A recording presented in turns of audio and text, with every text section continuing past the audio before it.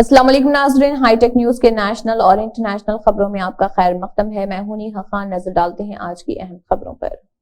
ایودھیا میں پران پرتشٹھا کے دوران ممبئی سے متصل میرا روڈ میں پھیلنے والی فرقہ وارانہ کشیدگی اب قدرے کم ہو چکی ہے، لیکن خوف و ہراس ہنوز برقرار ہے۔ محکمہ پولیس نے احتیاط کے طور پر علاقے کے مختلف مقامات پر بیریگیڈ لگا رکھے ہیں، جس کی وجہ سے حالات زندگی معمول پر آنے لگے ہیں۔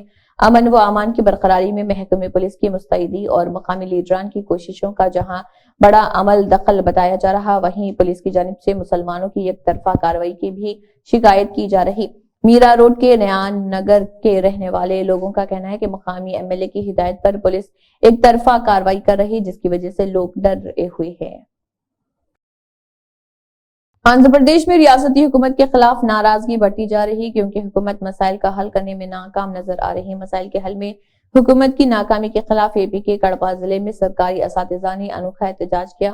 اساتذہ کی ریاستی کمیٹی کی اپیل پر وجے واڑہ میں اساتذہ نے احتجاج کیا۔ پولیس نے پہلے ہی احتجاجیوں کو گرفتار کر لیا، کئی اساتذہ کو گھروں پر نظر بند کیا گیا اور بیشتر کو نوٹس جاری کی۔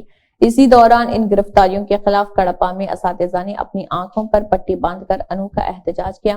انہوں نے اس موقع پر میڈیا سے بات کرتے ہوئے پچھلے 2 سالوں سے 18,000 کروڑ کے زیر التوا بقایا جات کو فوری طور پر جاری کرنے کا مطالبہ کیا۔ انہوں نے پرانی پینشن اسکیم یعنی OPS نافذ کرنے پر بھی زور دیا۔ ہندوستانی باکسر میری کام نے اپنی سبکدوشی کی خبروں کو خارج کرتے ہوئے کہا ہے کہ ان کا ابھی سبکدوش ہونے کا کوئی ارادہ نہیں ہے اور اس ضمن میں ان کی باتوں کو توڑ مروڑ کر پیش کیا گیا۔ مستقبل میں جب بھی انہوں نے کہا ہے کہ میں اس تعلق سے فیصلہ کروں گی، خود میڈیا کے سامنے آ کر اعلان کروں گی۔ واضح ہے کہ کئی میڈیا رپورٹس میں یہ کہا گیا تھا کہ میری کام نے باکسنگ کو الوداع کہنے کا فیصلہ کیا، لیکن اب خود میری کام نے ان رپورٹوں کو خارج کر دیا۔ انہوں نے کہا ہے کہ اب تک میں نے سبکدوش ہونے کا فیصلہ نہیں کیا ہے، میری باتوں کو غلط طریقے سے توڑ مروڑ کر پیش کیا گیا۔ میری کام نے کہا ہے کہ میں جب بھی اپنی سبکدوشی کا فیصلہ کروں گی، میڈیا کے سامنے خود آ کر اعلان کروں گی۔ وادی کشمیر میں خشک موسم کے بیچ شبانہ درجہ حرارت میں بہتری درج ہونے سے لوگوں کو ٹھٹھرتی سردیوں سے کسی حد تک راحت نصیب ہوئی۔ محکمہ موسمیات نے وادی کشمیر میں ٹھٹھرتی سردیوں اور بھاری برف باری کے لیے مشہور 40 روزہ چلا کلان کے آخری ہفتے کے دوران طویل خشک موسمی صورتحال کا سلسلہ ختم ہونے کی پیشگوئی کی۔ متعلقہ محکمے کے ترجمان نے مطابق وادی میں 25 سے 27 جنوری تک موسم ابر آلود رہ سکتا ہے اور اس دوران پہاڑی علاقوں میں کہیں کہیں برف باری ہونے کا امکان ہے۔ انہوں نے کہا ہے کہ بعد ازاں وادی میں 28 اور 29 جنوری کو موسم ابر آلود رہنے کے ساتھ میدانی و بالائی علاقوں میں بیشتر مقامات پر ہلکی سے درمیانی درجے کی برف باری متوقع ہے۔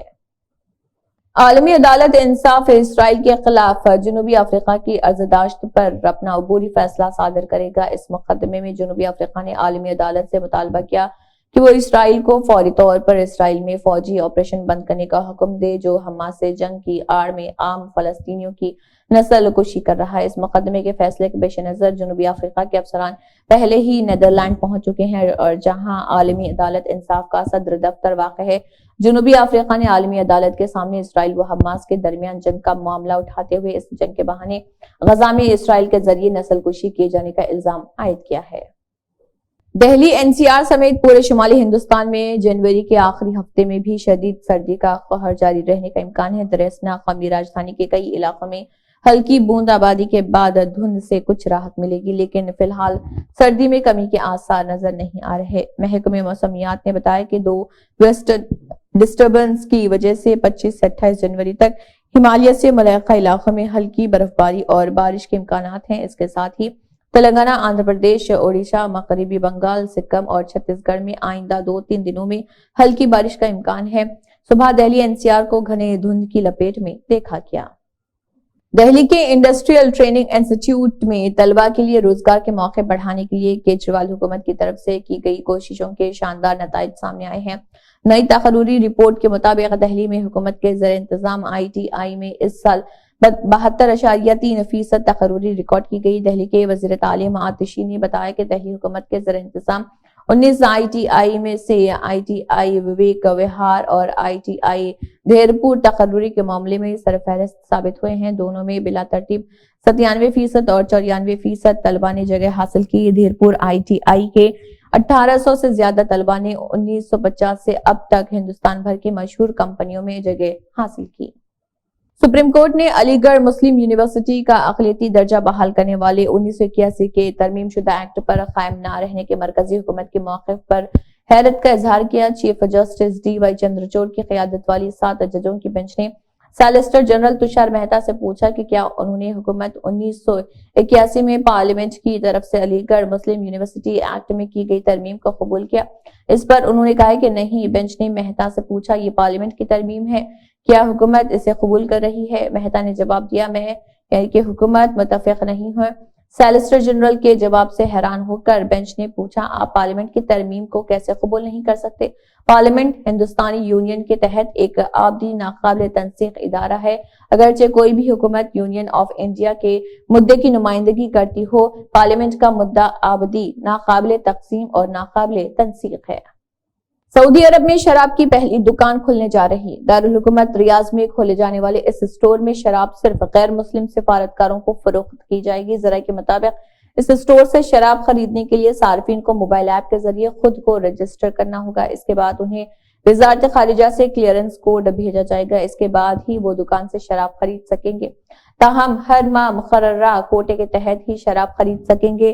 اسے سعودی ولی عہد محمد بن سلمان کی قیادت میں حکومت کی جانب سے اٹھائے گئے ترقی پسند اقدامات کی سمت میں ایک کامیابی کے طور پر دیکھا جا رہا ہے۔ اسے سلمان کے ویژن 2030 کا حصہ بھی سمجھا جا رہا۔ دراصل شراب پینا اسلام میں حرام ہے، لیکن سعودی حکومت ملک میں سیاحت اور کاروبار کو فروغ دینے کے لیے اپنے انتہائی قدامت پسندانہ موقف میں لچک لا رہی ہے۔ یہ نیا اسٹور صرف ریاض کے ڈپلومیٹک علاقے میں ہوگا۔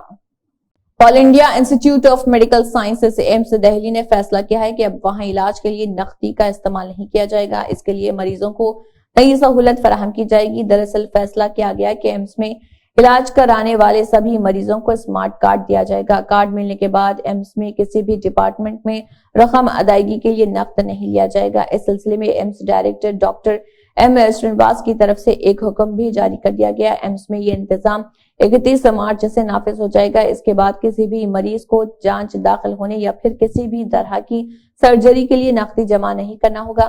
سبھی طرح کی ادائیگی صرف اسمارٹ کارڈ سے ہی ہوگی۔ بتایا جا رہا ہے کہ مریضوں کو اس اسمارٹ کارڈ کو ریچارج کرنے کی سہولت بھی ایمس میں ہی ملے گی۔ ایمس میں ہی الگ الگ مقامات پر ٹاپ اپ سینٹر کھولے جائیں گے۔ یہاں لوگ نقدی یا آن لائن ادائیگی سے اسمارٹ کارڈ لے سکتے ہیں اور اسے ریچارج بھی کرا سکیں گے۔